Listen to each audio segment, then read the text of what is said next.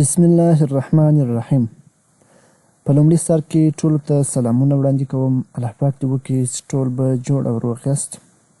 تر نهم درس پورې به مې نور ټول په ښه طریقه هم زده کړي او هم به مې عملي کار پرې کړی یم.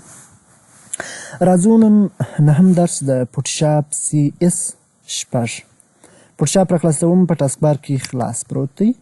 نن درس نهم درس دی. نهم درس موږ پر چش باندې بحث کوو، پر برش ټولز. البته که دلته موږ پر ودرېږو و سپیډ ای ټولز راته راوړي، نو زه راځم که چیرې دا باندې راسته کلیک دلته وکړم او دلته بیا وګورو موږ سپوټ هیلینګ برش ټولز لرو او پچ ټولز لرو، کانټینټ اوارنس ټولز لرو، ریډ ای ټولز لرو. نن راځو پر همدا باندې بحث کوو. دا چې ډېر مهم اپشن دی یا مهم ټولز دی په دغه کې په فوټوشاپ کې، نو ستاسو د دې ویډیو ته پوره توجه او پوره زده کړه غواړم. راځو ډبل کلیک کوو، خپل تصویر را خلاصوو. لومړی به درته وایم چې ډېر استعمال یې په چش کې دی. البته که څه موږ دلته په عملي کار کې هم بحث پر کوو او ګورو یې بیا ستاسو ښه سر په خلاصېږي.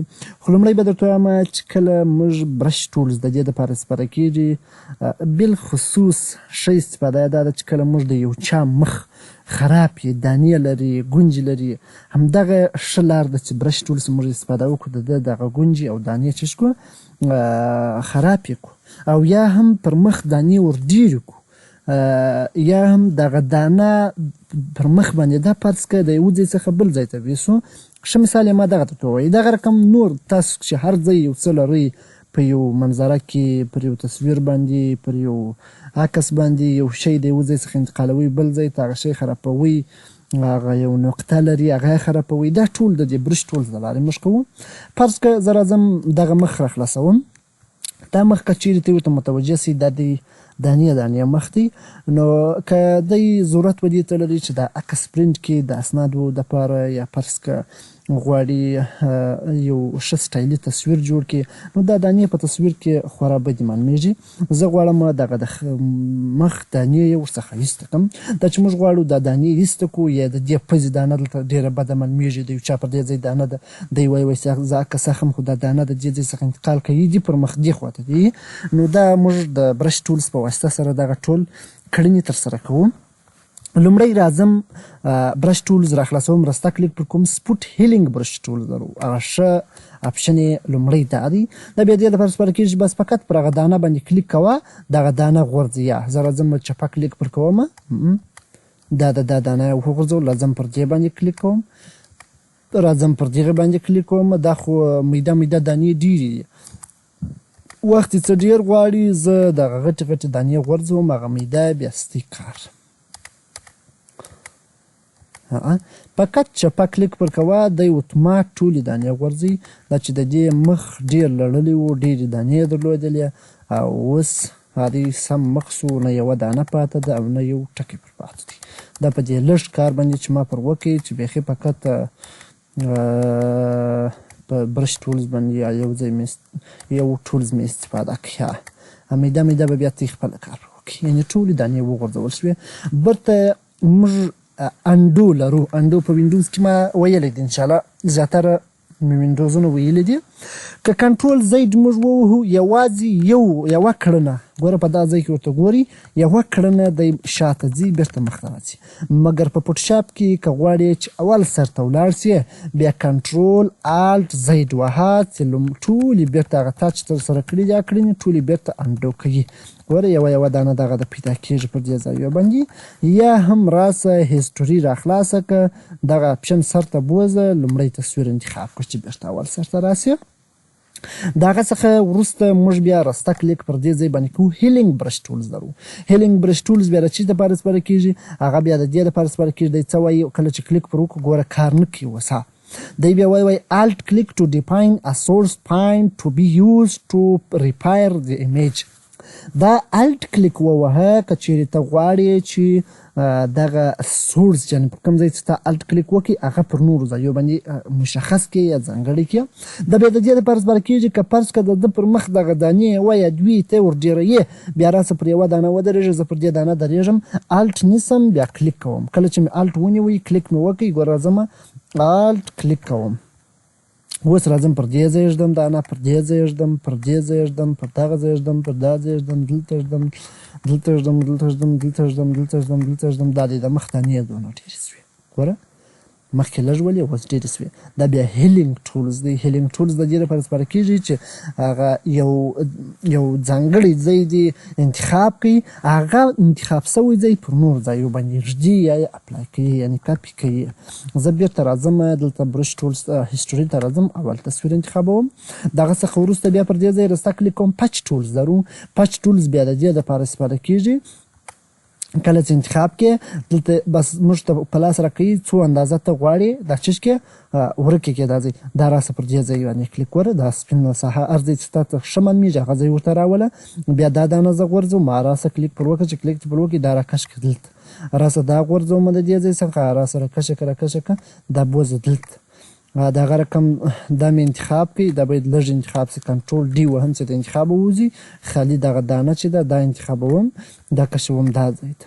دغه رقم دا دانه انتخابوم، دا راکشوم دې ځای ته. دغه رقم دا ځای انتخابوم او دغه راکشوم کوم ځای ته دې ځای ته. ګوره د دانې په دا رقم د پچ ټولز په واسطه هم ورکېږي. پچ ټولز باندې لږ بحث نور هم کوو. بیا پر دې ځای باندې کلیک کوم، ریډ ای ټولز موږ لرو. دا بیا د دې لپاره استفاده کېږي چې یو ځای باندې ته ټکي ور پیدا کوې، بیا د دې په واسطه کنټرول ډي هغه سلکشن ورکړه. ګوره پر دې ځای یو ټکی پیدا کوي، پر دې ځای بل ټکی پیدا کوي، دا خپله پر مخ باندې خیره کوي یا ټکي پر پیدا کوي. پچ ټولز بل د چې دپاره استفاده کېږي. دا خو موږ څلور سره اپشن ټولز یا وسایل وویل. پچ ټولز مې دلته درته ووایي. یو بل کار د پچ ټولز د موږ داسې لرو که زه چې راسم دا تصویر بند کړم، دلته یو بل تصویر راخلاصوم. فرض که کوم تصویر راخلاصوم،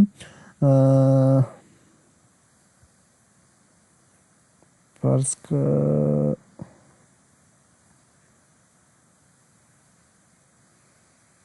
لکه دا تصویر خلاصوم. دا چې کله را خلاص کړي، ګوره دلته دې مخکې موږ دانې لرو، ته یې کولی شئ دا دانې وغورځوئ. پچ ټولز که چیرې ته انتخاب کړي، د دې شارټکټ جې دی، د کیبورډ صفحه کټ جې ووهئ. دا مې انتخاب کړي. اوس راځم دغه خوله یې داسې انتخابوم ټوله.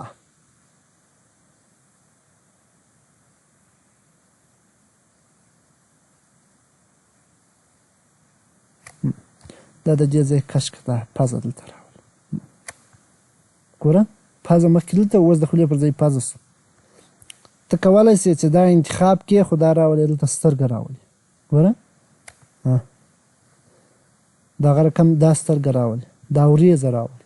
ګوره کله چې د یو ځای انتخاب کړي، دا انتخاب شوی ځای چې پر هر ځای ودروئ، دلته ته کولی شې چې شپه راولې هغه ځای ته چې ورسېدې هغه ځای ورته راولې.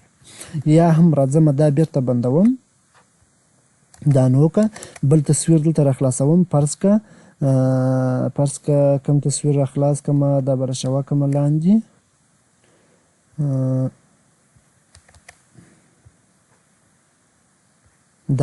دغه مخ ګوره د بیچاره د دا رقم دی، دا د پچ ټولز په واسطه ته یې کولی شئ څه په وکړئ، صفا یې کړئ. ته که چیرې راولاړ شې دلته دا ځای انتخاب کړي، دا ځای چې انتخاب کړي، ګوره دا ځای خو ډېر خیرن دی. دا کولی شئ چې راولې د دا ځای غوښه پر ودروئ. دا ځای ټول انتخاب کړه،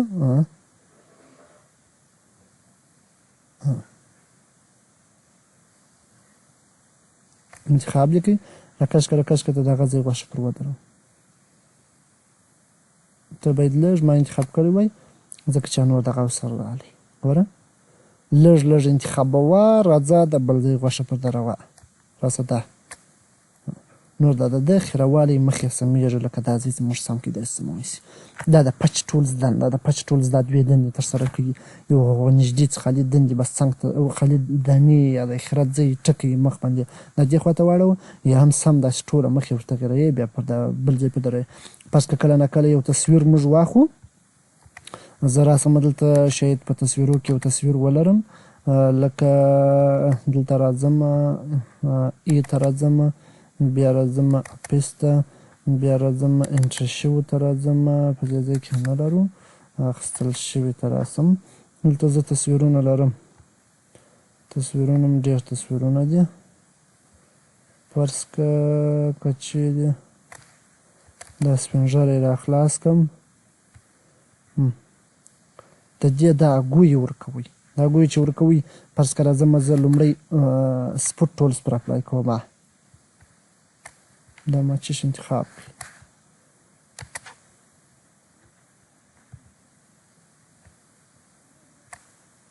ګوره د دغې په واسطه موږ کولی سو چې ټوله ګوی ورکړو د تندې ده. راسه دا د کارسر اندازه یې څه ور غټه کړه.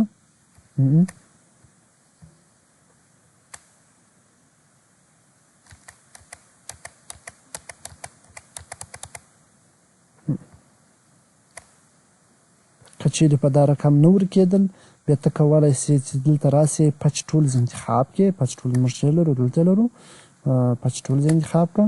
اوس راسه دغه ګویه چې ده دا انتخاب کړه.